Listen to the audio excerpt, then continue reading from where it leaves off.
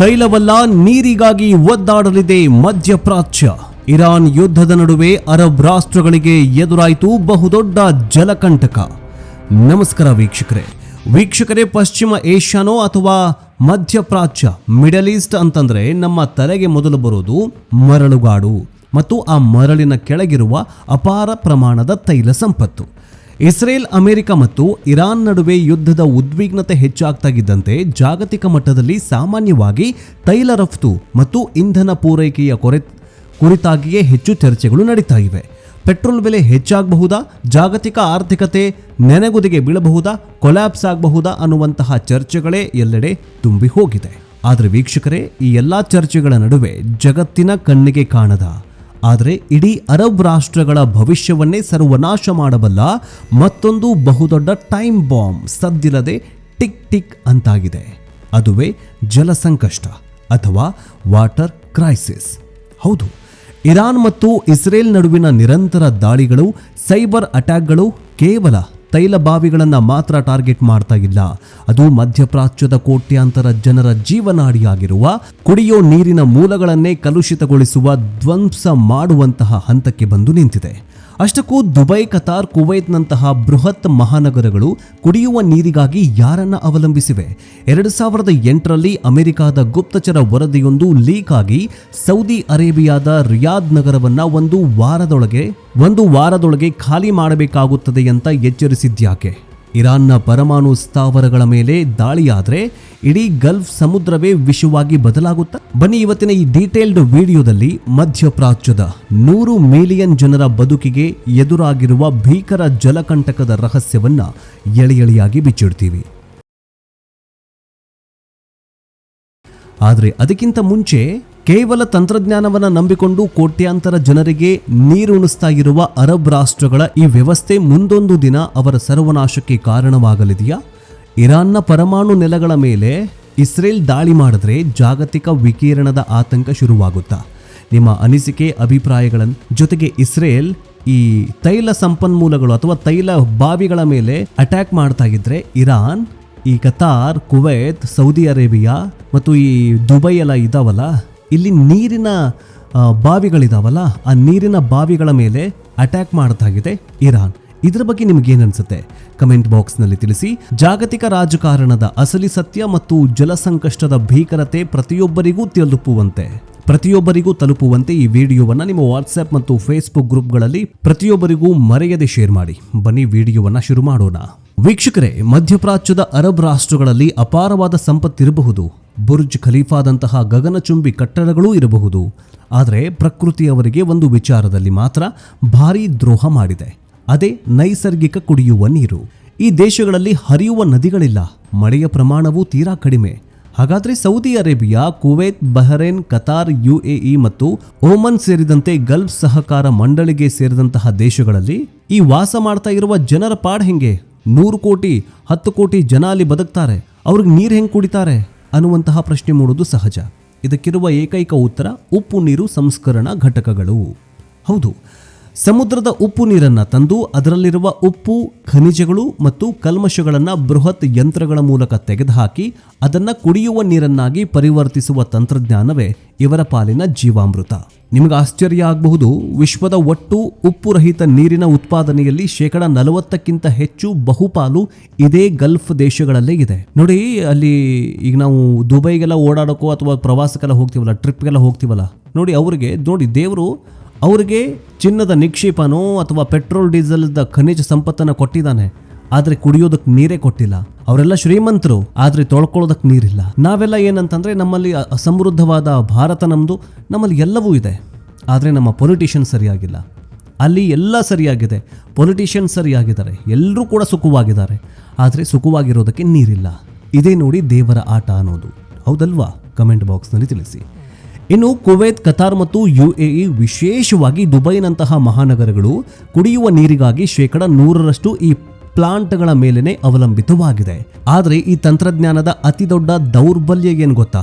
ಈ ಬೃಹತ್ ಸ್ಥಾವರಗಳನ್ನು ನಡೆಸೋದಕ್ಕೆ, ಅದಕ್ಕೆ ಬೇಕಾದ ವಿದ್ಯುತ್ ಜನರೇಟರ್ಗಳನ್ನು ಚಲಾಯಿಸೋದಕ್ಕೆ ಅಪಾರ ಪ್ರಮಾಣದ ತೈಲ ಮತ್ತು ಅನಿಲದ ಅಗತ್ಯ ಇದೆ. ಅಂದ್ರೆ ಕೇವಲ ಒಂದು ಕ್ಷಿಪಣಿ ಬಂದು ಈ ಪ್ಲಾಂಟ್ಗಳ ವಿದ್ಯುತ್ ಸಂಪರ್ಕವನ್ನು ಕಡಿತಗೊಳಿಸಿದ್ರೆ ಇಡೀ ದೇಶವೇ ಹನಿ ನೀರಿಗೂ ಪರದಾಡುವ ಪರಿಸ್ಥಿತಿ ನಿರ್ಮಾಣವಾಗುತ್ತೆ. ನೀರಿನ ಮೂಲ ಸೌಕರ್ಯವೇ ಈ ಯುದ್ಧದ ಅತ್ಯಂತ ನಿರ್ಣಾಯಕ ಮತ್ತು ದುರ್ಬಲ ಕೇಂದ್ರವಾಗಿದೆ ಅಂತ ಜಾಗತಿಕ ವಿಶ್ಲೇಷಕರು ಎಚ್ಚರಿಕೆ ಕೊಡ್ತಾಗಿದ್ದಾರೆ. ಈಗ ಪಾಕಿಸ್ತಾನನೋ ಅಥವಾ ಬೇರೆ ಬೇರೆ ದೇಶಗಳ ನಾವು ಯುದ್ಧಗಳನ್ನು ನೋಡಿದ್ದೀವಿ. ಈ ಇರಾನ್ ಉಕ್ರೇನ್, ಈ ಇಸ್ರೇಲು, ಈ ರಷ್ಯಾ ಉಕ್ರೇನ್ ಯುದ್ಧ ಇದೆಯಲ್ಲ, ಉಕ್ರೇನ್ ಈ ರಷ್ಯಾದ ಟಾರ್ಗೆಟ್ ಏನಂತಂದ್ರೆ ಉಕ್ರೇನ್ನಲ್ಲಿರುವಂತಹ ಬಹುದೊಡ್ಡ ಕಟ್ಟಡಗಳು, ಆ ಕಟ್ಟಡಗಳನ್ನು ಅಥವಾ ಈ ಮಿಲಿಟರಿ ಬೇಸ್ಗಳನ್ನು ಟಾರ್ಗೆಟ್ ಮಾಡಿ ಧ್ವಂಸ ಮಾಡಿದ್ರೆ ಯುದ್ಧ ಸೋಲತ್ತೆ, ಯುದ್ಧ ನಿಂತು ಹೋಗ್ಬಿಡತ್ತೆ ಅನ್ನೋದು ಅಲ್ಲಿನ ಅಜೆಂಡಾ. ಆದರೆ ಈ ಇರಾನ್ ಇಸ್ರೇಲ್ ಅಮೆರಿಕ ಯುದ್ಧ ಇದೆಯಲ್ಲ, ಇಲ್ಲಿ ನೀರಿನ ಬಾವಿಗಳ ಮೇಲೆ ಬಾಂಬ್ ಹಾಕಿದ್ರೆ ಯುದ್ಧ ಸಮಾಪ್ತಿ. ನೋಡಿ ಎಷ್ಟು ವಿಚಿತ್ರವಾಗಿದೆ ಅಂತ. ವೀಕ್ಷಕರು, ಈ ನೀರಿನ ಅಭಾವದ ಅಪಾಯ ಎಷ್ಟರ ಮಟ್ಟಿಗಿದೆ ಅನ್ನೋದಕ್ಕೆ ಒಂದು ನೈಜ ಮತ್ತು ಬೆಚ್ಚಿ ಬೀಳಿಸುವ ಉದಾಹರಣೆಯನ್ನು ಇಲ್ಲಿ ನಾನು ಹೇಳ್ತೀನಿ.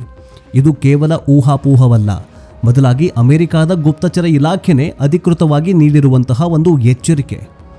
2008ರಲ್ಲಿ ವಿಕಿಲೀಕ್ಸ್ ಮೂಲಕ ಅಮೆರಿಕದ ರಹಸ್ಯ ರಾಜತಾಂತ್ರಿಕ ಕೇಬಲ್ ವರದಿಯೊಂದು ಸೌದಿ ಅರೇಬಿಯಾದ ರಾಜಧಾನಿ ರಿಯಾದ್ನಿಂದ ಸೋರಿಕೆಯಾಗಿತ್ತು.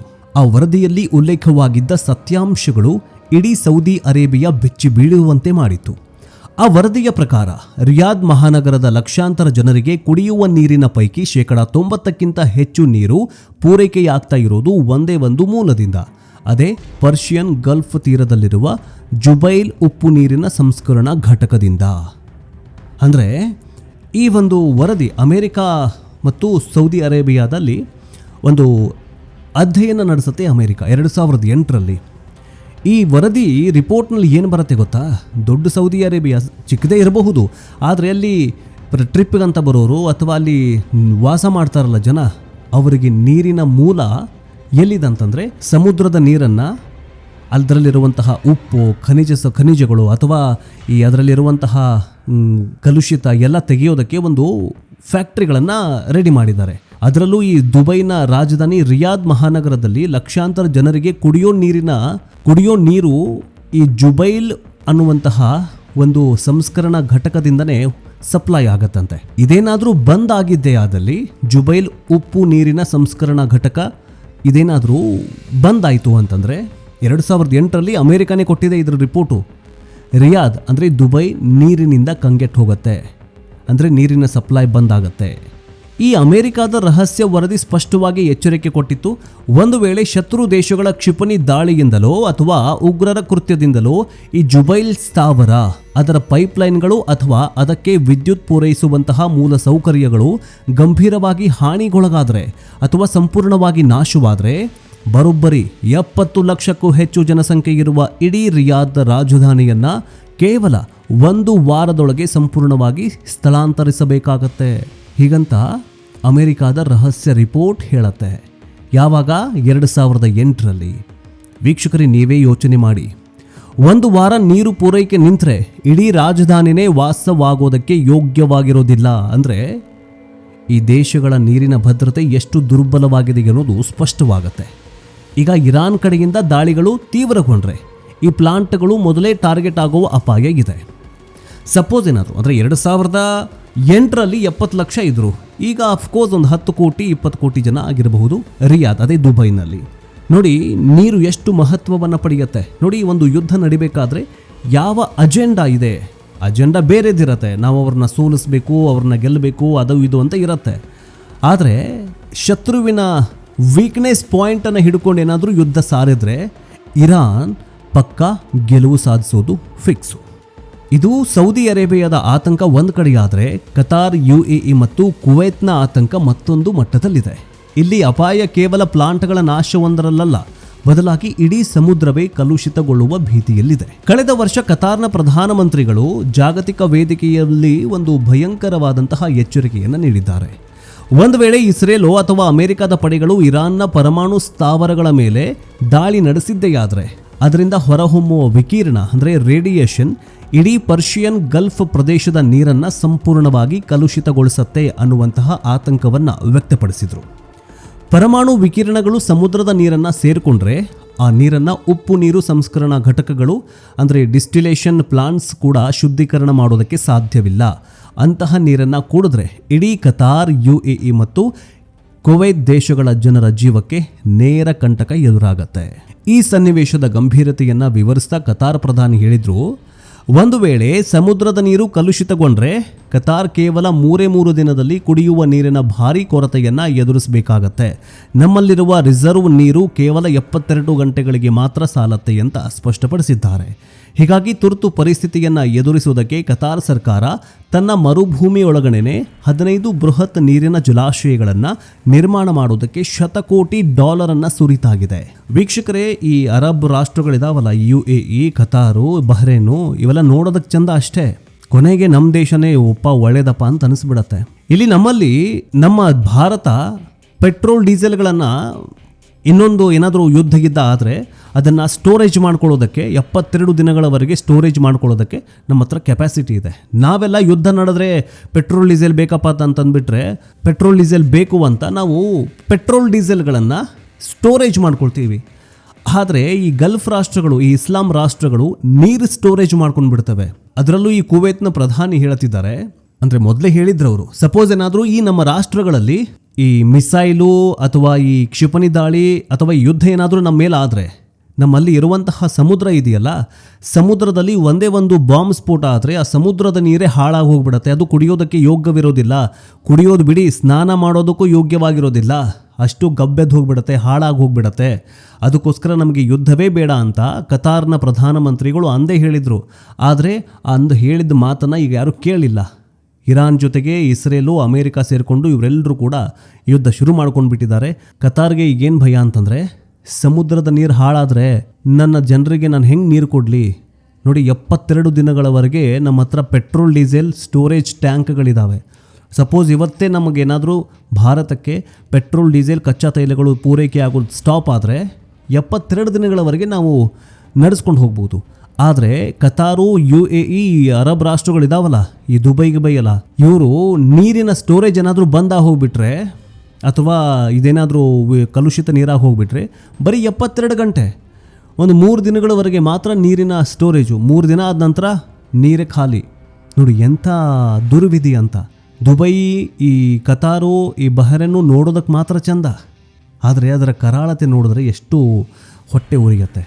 ಸೊ ಇದೆಲ್ಲವನ್ನು ನೋಡ್ತಾ ಇದ್ದರೆ ನಮ್ಮ ಭಾರತನೇ ಬೆಟರ್ ಅಂತ ಅನಿಸುತ್ತೆ. ನೋಡಿ, ನಮ್ಮ ಹತ್ರ ಸಮುದ್ರನೂ ಇದೆ, ಕುಡಿಯೋದಕ್ಕೆ ನೀರಿದೆ, ಎಲ್ಲವೂ ಇದೆ. ಆದರೆ ನಮ್ಮದು ಸೊಕ್ಕು ನೋಡಿ, ಆ ನೀರನ್ನು ಅಥವಾ ಆ ಅಮೃತವಾಗಿರೋ ನಮ್ಮ ನದಿಗಳನ್ನು ನಾವು ಹಾಳು ಮಾಡ್ತಾ ಇದ್ದೀವಲ್ಲ. ಈಗ ನಮಗೇನು ಹೇಳಬೇಕು? ಅದಕ್ಕೋಸ್ಕರ ದಯವಿಟ್ಟು ನೀರನ್ನು ಮಿತವಾಗಿ ಬಳಸಿ. ನಮ್ಮಲ್ಲಿರುವಂತಹ ಈ ಅಪಾರ ನದಿಗಳನ್ನು ಕಲುಷಿತ ಮಾಡೋದಕ್ಕೆ ಹೋಗಬೇಡಿ. ಈ ಫ್ಯಾಕ್ಟ್ರಿಗಳೇನಾದರೂ ಕಲುಷಿತ ಮಾಡ್ತಾ ಇದ್ದರೆ ಕಮೆಂಟ್ ಬಾಕ್ಸ್ನಲ್ಲಿ ತಿಳಿಸಿ. ನಿಮ್ಮ ಊರು ಯಾವುದು? ನಿಮ್ಮೂರಲ್ಲಿ ಯಾವ ನದಿ ಹರಿತಾಗಿದೆ? ಯಾವ ಫ್ಯಾಕ್ಟ್ರಿಯವರು ಈ ನದಿ ನೀರನ್ನು ಕಲುಷಿತ ಮಾಡ್ತಾ ಇದ್ದಾರೆ? ಕಮೆಂಟ್ ಬಾಕ್ಸ್ನಲ್ಲಿ ತಿಳಿಸಿ. ವಿಷಯದ ಕಡೆ ಬರೋಣ. ಇಷ್ಟೇ ಅಲ್ಲದೆ ಮಧ್ಯಪ್ರಾಚ್ಯದಲ್ಲಿ ಈಗ ಮತ್ತೊಂದು ಸಂಕಟ ಶುರುವಾಗಿದೆ. ಅದುವೇ ಸೈಬರ್ ಅಟ್ಯಾಕ್. ಯುದ್ಧ ಅಂತಂದರೆ ಕೇವಲ ಕ್ಷಿಪಣಿಗಳು ಅಥವಾ ಡ್ರೋನ್ಗಳನ್ನು ಹಾರಿಸೋದು ಮಾತ್ರವಲ್ಲ. ಇಂದು ತಂತ್ರಜ್ಞಾನ ಎಷ್ಟು ಮುಂದುವರೆದಿದೆ ಅಂತಂದರೆ, ಇರಾನೋ ಅಥವಾ ಇಸ್ರೇಲ್ನ ಹ್ಯಾಕರ್ಗಳು ಸಾವಿರಾರು ಕಿಲೋಮೀಟರ್ ದೂರದಲ್ಲಿ ಕುಳಿತುಕೊಂಡೇ ಶತ್ರು ದೇಶದ ವಾಟರ್ ಪೂರೈಕೆ ಗ್ರಿಡ್ಗಳನ್ನು ಹ್ಯಾಕ್ ಮಾಡಿಬಿಡ್ತಾರೆ. ನೀರು ಸಂಸ್ಕರಣಾ ಘಟಕಗಳ ಸಾಫ್ಟ್ವೇರ್ಗಳನ್ನು ಹ್ಯಾಕ್ ಮಾಡಿ ನೀರಿಗೆ ಸೇರಿರುವಂತಹ ಕೆಮಿಕಲ್ಗಳ ಪ್ರಮಾಣವನ್ನು ಹೆಚ್ಚು ಕಡಿಮೆ ಮಾಡುವ ಮೂಲಕ ನೀರನ್ನು ವಿಷಪೂರಿತವನ್ನಾಗಿ ಮಾಡಬಹುದು. ಅಥವಾ ಇಡೀ ಪ್ಲಾಂಟ್ನ ಸಿಸ್ಟಮನ್ನೇ ಲಾಕ್ ಮಾಡಿ ನೀರು ಪೂರೈಕೆಯನ್ನು ಸಂಪೂರ್ಣವಾಗಿ ಸ್ಥಗಿತಗೊಳಿಸಬಹುದು. ಈಗಾಗಲೇ ಇಸ್ರೇಲಿನ ನೀರಿನ ಘಟಕಗಳ ಮೇಲೆ ಇರಾನ್ ಹ್ಯಾಕರ್ಗಳು ಇಂತಹ ಸೈಬರ್ ದಾಳಿಯ ಪ್ರಯತ್ನಗಳನ್ನು ಮಾಡಿದ್ದಾರೆ ಅಂತ ವರದಿಗಳಾಗಿದ್ದಾವೆ. ನೋಡಿ, ಎಂಥ ಟೆಕ್ನಾಲಜಿ ನಮ್ಮನ್ನು ಅಭಿವೃದ್ಧಿನೂ ಮಾಡುತ್ತೆ, ಅಷ್ಟೇ ನಮ್ಮನ್ನು ಹಾಳು ಕೂಡ ಮಾಡುತ್ತೆ. ನೀರು ಸಂಸ್ಕರಣಾ ಘಟಕಗಳಲ್ಲಿ ಅಥವಾ ಈ ನೀರನ್ನು ಶುದ್ಧ ಮಾಡಬೇಕಾದ್ರೆ ಒಂದಿಷ್ಟು ಕೆಮಿಕಲ್ಗಳನ್ನು ಬಳಸ್ತಾರೆ. ಆ ಕೆಮಿಕಲ್ಗಳನ್ನು ಬಳಕೆ ಮಾಡಿದ ತಕ್ಷಣ ಆಗಲೇ ಮಾತ್ರ ಅದು ನೀರು ಶುದ್ಧೀಕರಣ ಆಗುತ್ತೆ. ಅವೆಲ್ಲವೂ ಸಾಫ್ಟ್ವೇರ್ಗಳ ಮೂಲಕ ಆಗುತ್ತೆ. ಆ ಸಾಫ್ಟ್ವೇರನ್ನೇ ಹ್ಯಾಕ್ ಮಾಡುವಂತಹ ಟೆಕ್ನಾಲಜಿಯನ್ನು ಇರಾನ್ ಹೊಂದಿದೆ. ಸಪೋಸ್ ಏನಾದರೂ ಈ ಕೆಮಿಕಲ್ಗಳಲ್ಲಿ ಒಂಚೂರು ಹೆಚ್ಚು ಕಡಿಮೆ ಆದರೆ ಅಥವಾ ಬೇರೆ ಕೆಮಿಕಲ್ಗಳನ್ನು ಹಾಕಿ ನೀರನ್ನು ವಿಷಪೂರಿತ ನೀರನ್ನಾಗಿ ಮಾಡುವ ಹ್ಯಾಕರ್ಗಳು ಕೂಡ ಆಗಿದ್ದಾರೆ. ಈಗ ಈ ಯುದ್ಧದಲ್ಲಿ ಹ್ಯಾಕರ್ಗಳು ಕೂಡ ವಾರ್ನಲ್ಲಿ ಎಂಟ್ರಿ ಕೊಟ್ಟಿದ್ದಾರೆ. ಮುಂದೇನಾಗುತ್ತೋ ಗೊತ್ತಿಲ್ಲ. ಒಟ್ಟಾರೆಯಾಗಿ ಹೇಳೋದಾದರೆ ಮಧ್ಯಪ್ರಾಚ್ಯದ ದೇಶಗಳು ತಮ್ಮ ತೈಲ ಸಂಪತ್ತಿನಿಂದ ಆಕಾಶದೆತ್ತರಕ್ಕೆ ಬೆಳಗ್ತಾ ಇರಬಹುದು. ಆದರೆ ಅವರ ಬದುಕಿನ ಅಡಿಪಾಯ ಮಾತ್ರ ಉಪ್ಪುರಹಿತ ನೀರು ಅನ್ನೋ ಅತ್ಯಂತ ದುರ್ಬಲವಾದ ಸಂಗತಿ. ಉಪ್ಪುರಹಿತ ನೀರು ಅನ್ನೋದು ಅತ್ಯಂತ ದುರ್ಬಲದ ಸಂಗತಿ. ಇರಾನ್, ಇಸ್ರೇಲ್ ಮತ್ತು ಅಮೆರಿಕ ನಡುವಿನ ಈ ಅಹಂಕಾರದ ಯುದ್ಧದಲ್ಲಿ ಒಂದು ಸಣ್ಣ ತಪ್ಪು ಲೆಕ್ಕಾಚಾರವು ಇಡೀ ಗಲ್ಫ್ ಪ್ರದೇಶದ 10 ಕೋಟಿ ಜನರನ್ನ ಹನಿ ನೀರಿಗಾಗಿ ಒದ್ದಾಡುವಂತೆ ಮಾಡಬಹುದು. ಹಿರಿಯರು ಹೇಳ್ತಾರಲ್ಲ, 3ನೇ ಮಹಾಯುದ್ಧ ಏನಾದರೂ ನಡೆದ್ರೆ ಅದು ನೀರಿಗಾಗಿ ನಡೆಯುತ್ತೆ ಅಂತ. ಮಧ್ಯಪ್ರಾಚ್ಯದ ಇಂದಿನ ಪರಿಸ್ಥಿತಿಯನ್ನು ನೋಡಿದರೆ ಆ ಮಾತು ಅಕ್ಷರಶಃ ಸತ್ಯವಾಗುವ ಲಕ್ಷಣಗಳು ಸ್ಪಷ್ಟವಾಗಿ ಗೋಚರಿಸ್ತಾ ಇದೆ. ವೀಕ್ಷಕರೇ, ನಿಮಗೇನನ್ಸುತ್ತೆ? ಕೇವಲ ತಂತ್ರಜ್ಞಾನವನ್ನು ನಂಬಿಕೊಂಡು ಕೋಟ್ಯಾಂತರ ಜನರಿಗೆ ನೀರು ಉಣಿಸ್ತಾ ಇರುವ ಈ ಅರಬ್ ರಾಷ್ಟ್ರಗಳ ಪರಿಸ್ಥಿತಿ ಮುಂದೊಂದು ದಿನ ಅದೇ ಸರ್ವನಾಶಕ್ಕೆ ಕಾರಣವಾಗತ್ತಾ? ಇರಾನ್ ಪರಮಾಣು ನೆಲೆಗಳ ಮೇಲೆ ಇಸ್ರೇಲ್ ದಾಳಿ ಮಾಡಿದ್ರೆ ಜಾಗತಿಕ ವಿಕಿರಣ ಆತಂಕ ಶುರುವಾಗುತ್ತಾ? ಇಲ್ಲಿ ಇನ್ನೊಂದೇನಂತಂದರೆ, ಇರಾನ್, ಇಸ್ರೇಲ್, ಅಮೆರಿಕ ಯುದ್ಧ ಏನು ನಡೀತಾ ಇದೆಯಲ್ಲ, ಈ ಇಸ್ರೇಲ್ ಅಮೆರಿಕ ಸೇರಿಕೊಂಡು ಇರಾನ್ ಮೇಲೆ ದಾಳಿ ಮಾಡ್ತಾ ಇದ್ದಾರೆ ಅಂತ ಮಾತ್ರ ಮಾಧ್ಯಮಗಳಲ್ಲಿ ತೋರಿಸ್ತಾ ಇದ್ದಾರೆ ಹೊರತಾಗಿ ಇರಾನು ಕೂಡ ಅಟ್ಯಾಕ್ ಮಾಡ್ತಾ ಇದೆ. ಅದು ಎಲ್ಲೆಲ್ಲಿ ಅಟ್ಯಾಕ್ ಮಾಡ್ತಾ ಇದೆ ಅನ್ನೋದು ಇಲ್ಲಿ ಅಲ್ಲೂ ಯಾರಿಗೂ ಕೂಡ ಗೊತ್ತಾಗ್ತಾ ಇಲ್ಲ, ಯಾರೂ ತೋರಿಸ್ತಾ ಇಲ್ಲ. ಅದೇನೋ ಗೊತ್ತಿಲ್ಲ, ಒಂದು ಅಜೆಂಡಾ ಫಿಕ್ಸ್ ಮಾಡ್ತಾ ಇದ್ದಾರೆ ಇಸ್ರೇಲ್ ಮತ್ತು ಅಮೆರಿಕದವ್ರು ಸೇರಿಕೊಂಡು. ನಾವೇ ಗೆದ್ವಿ ಅಂತ, ನಾವೇ ಬಲಿಷ್ಠರು ಅಂತ ಜಗತ್ತಿಗೆ ತೋರಿಸ್ಕೊಳ್ಳೋದಕ್ಕೆ ಈ ಮಾಧ್ಯಮಗಳು ಕೂಡ ಸೇರಿಕೊಂಡು ಇಂತಹ ಅಜೆಂಡಾ ಸೆಟ್ ಮಾಡ್ತಾ ಇದ್ದಾರೆ. ಇರಾನ್ ಕೂಡ ಅಷ್ಟೇ. ಇರಾನ್, ಇಸ್ರೇಲ್ ಮತ್ತು ಕೆಲವೊಂದಿಷ್ಟು ಅರಬ್ ರಾಷ್ಟ್ರಗಳ ಮೇಲೆ, ಗಲ್ಫ್ ರಾಷ್ಟ್ರಗಳ ನೀರಿನ ಸಂಸ್ಕರಣಾ ಘಟಕಗಳಿದಾವಲ್ಲ, ಅವ್ರ ಮೇಲೇನಾದರೂ ಅಟ್ಯಾಕ್ ಮಾಡಿದ್ರೆ ಈ ಯುದ್ಧ ಸಮಾಪ್ತಿ. ಇದನ್ನು ಯಾಕೆ ಒನ್ ಸೈಡ್ ಸ್ಟೋರಿಯನ್ನು ಯಾಕೆ ಮಾಡ್ತಾರಂತ ಗೊತ್ತಾಗ್ತಾಗಿಲ್ಲ. ಇದ್ರ ಬಗ್ಗೆ ನಿಮಗೇನಾದರೂ ಕಮೆಂಟ್ಸ್ ಇದಾವ? ಕಮೆಂಟ್ ಬಾಕ್ಸ್ನಲ್ಲಿ ತಿಳಿಸಿ.